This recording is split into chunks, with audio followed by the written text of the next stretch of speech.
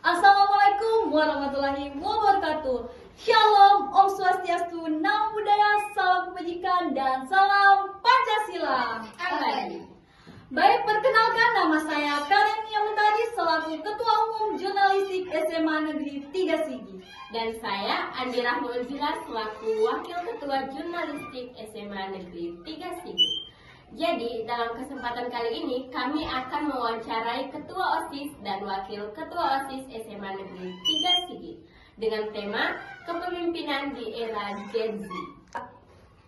Sebelum lebih lanjut, kita mau kenalan dulu nih sama kakak-kakak OSIS SMA Negeri 3 Sigi. Hai, halo Sobat Semanti, kenalkan nama saya Diya Pratia. Nah, saya di sini selaku Ketua OSIS di SMA Negeri 3 Sigi pada periode 2024-2025. Sebelumnya saya ucapkan terima kasih atas kesempatan yang sudah diberikan kepada kami berdua dalam podcast pada hari ini. Dan perkenalkan, nama saya Nur Inaya selaku Wakil Ketua OSIS SMA Negeri 3 Sigi periode 2024-2025.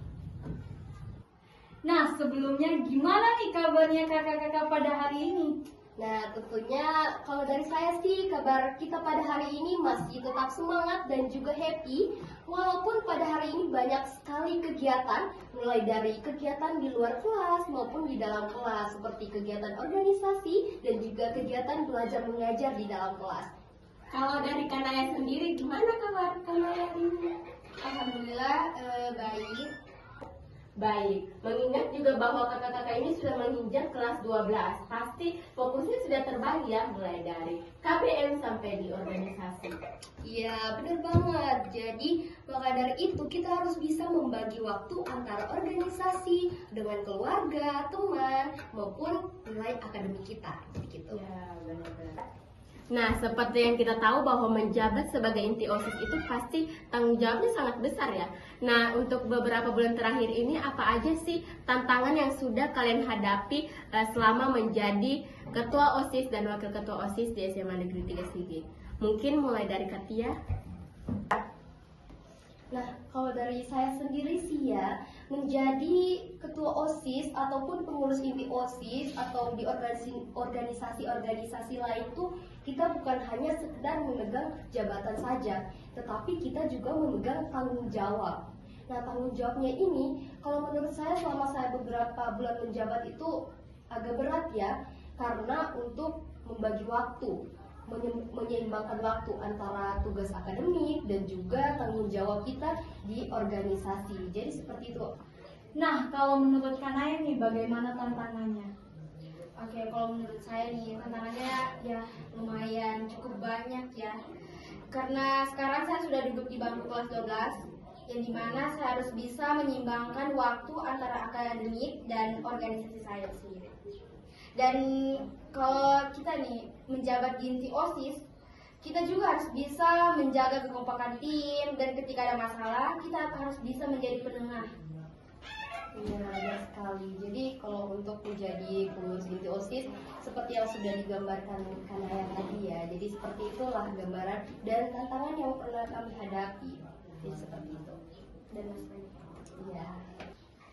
Nah, lanjut ke pertanyaan kedua nih. Menurut kalian seperti apa sih gaya kepemimpinan di era Gen Z untuk sekarang ini? Kalau menurut saya sendiri ya, saya pribadi, gaya kepemimpinan yang cocok di era Gen Z, di era kita sekarang itu adalah kepemimpinan yang kolaboratif dan juga komunikatif, yang dimana kita bisa memberikan ruang yang aman dan juga nyaman kepada anggota tim kita. Jadi kita itu bukan hanya sekedar memberikan perintah, tapi kita juga bisa memberikan contoh yang baik kepada anggota kita. Dan juga alangkah baiknya kita itu bukan hanya mau didengar saja, tetapi kita juga bisa mendengar apa yang diinginkan dari anggota kita, supaya anggota kita itu bisa merasa aman, nyaman, dan tentunya bisa kompak untuk kegiatan-kegiatan selanjutnya.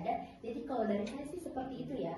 Kalau menurut Kanaya sendiri nih, bagaimana kepemimpinan yang cocok di era Gen Z?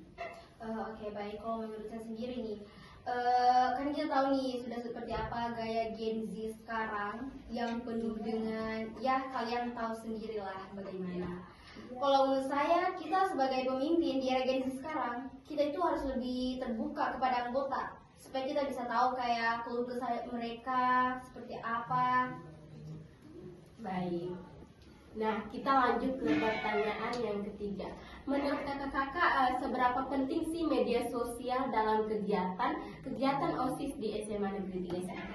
Nah, kalau dari saya sendiri sih ya, media sosial itu bukan hanya sekedar senjata saja, tapi juga bisa menjadi tempat komunikasi bagi organisasi OSIS dan juga siswa-siswi yang ada di sekolah. Dan tentunya itu baik untuk menjadi jembatan bagi orang-orang yang tidak bersekolah di SMA Negeri 3 Sigi buat lihat, oh jadi ini sekolah SMA 3 Sigi, oh jadi ini kegiatannya, jadi seperti itu.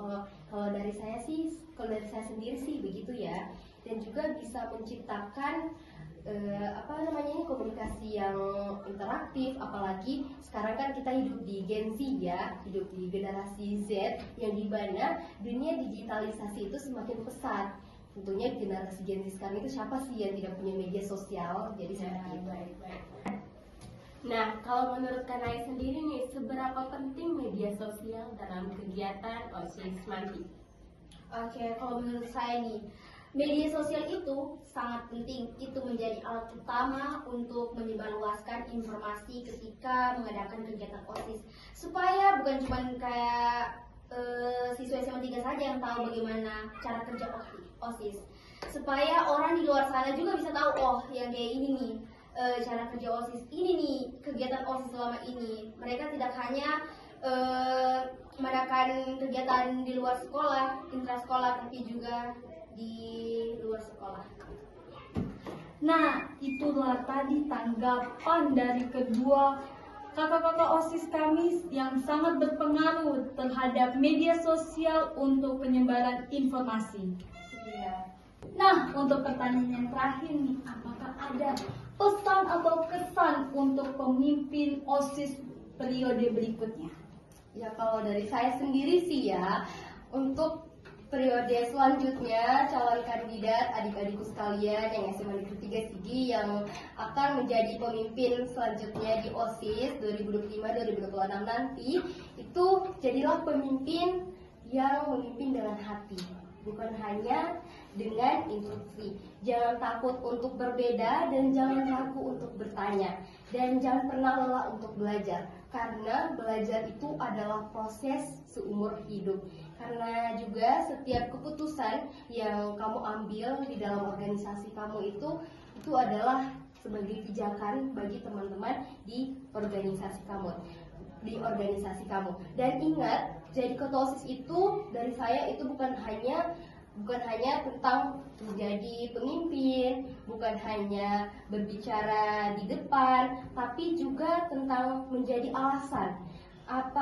Kenapa semuanya harus berjalan. Dan satu lagi, selama kalian menjabat sebagai ketua OSIS nanti di periode selanjutnya selesai kami, itu kalian harus tetap semangat dan jangan pantang menyerah untuk kemajuan OSIS bersama SMA Negeri 3 Sigi, karena selama menjabat itu kalian bukan hanya memegang sebuah jabatan saja, tetapi di mana kamu itu memegang sebuah tanggung jawab yang sudah diberikan kamu.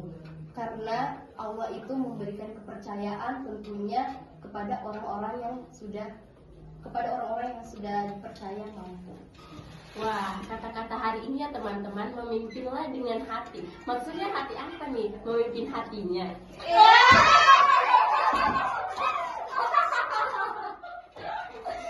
Oke. Jadi gimana ini menurut Satya sendiri tentang tanggapan tersebut? Jadi mungkin memimpin dalam hati tadi itu ada sedikit salah koneksi ya di sini. Tadi kata-kata saya tadi itu maksudnya bukan cinta karena suka gitu kan, bukan karena cinta suka sama mereka, tapi ini cinta sayang sama mereka, kepada anggota-anggotaku semua yang masih tetap bersama saya pada saat ini. Iya, baik. Nah, menurut kalian sendiri nih, apa sih pesan dan kesan untuk pengurus inti OSIS periode berikutnya? Oke, baik. Tentunya pesan ini bukan cuma untuk inti OSIS ya, tapi seluruh anggota OSIS berikutnya periode 2025-2026. Nah, saya mau menyampaikan jaga baik-baik nama OSIS dan menjunjung tinggi nama OSIS. Dan ketika kalian menjadi pengurus OSIS, saran saya karena kami sudah mengalami semua perjalanan dari awal sampai sekarang di titik sekarang, kalian itu juga harus menjaga kekompakan tim. Ketika ada kegiatan itu sangat perlu kekompakan tim, ya. Gitu. Karena kami sudah merasakan sekarang ya, tidak perlu diceritakan di sini juga. Iya, jadi betul sih seperti itu. Apalagi memang betul ya di dalam Darina itu jadi pengurus inti itu pasti tentunya sangat berat ya. Dan kalau dari saya lagi sih, kalian itu jadi ketua bukan hanya mau berkembang sendiri di dalam organisasi, tapi di mana kamu bisa mengajak teman-teman organisasi kamu itu, adik-adik kamu itu bisa tumbuh bersama di dalam organisasi, bisa berkembang bersama di dalam organisasi, bisa menjadi pemimpin di 2045 atau bisa menjadi generasi emas tahun 2045 nanti. Ya, baik-baik. Dari berakhirnya pesan Katia dan Kanaya tadi, maka berlahirlah sudah wawancara kita pada siang hari ini. Sebelumnya kami ucapkan terima kasih kepada Katia dan Kanaya karena telah meluangkan waktunya untuk diwawancarai oleh pihak jurnalistik SMA Negeri 3 Sigi. Nah, sampai jumpa di podcast berikutnya. Dadah!